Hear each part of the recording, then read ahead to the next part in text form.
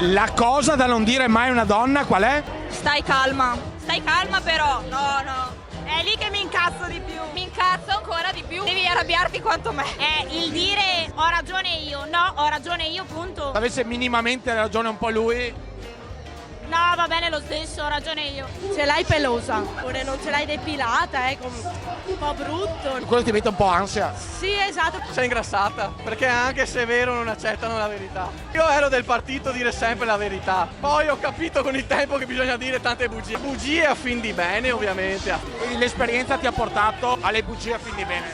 Te che sempre dai che ragione alla fine. Ho ragione io. Si brutta, perché dopo si rabbia, dopo carne, qui finia. Meglio dire che si beve anche se è brutta, capivo come. Vedi essere uno che evita i problemi. Manco ogni è possibile, meglio se. Non hai ragione, le donne devono avere ragione. C'è una ragazza più bella di te? Ho mal di testa. Però mai dire a una femmina che ti si ingrassa, mai, vietato. Se te vuoi essere lasciato, dighi subito quello.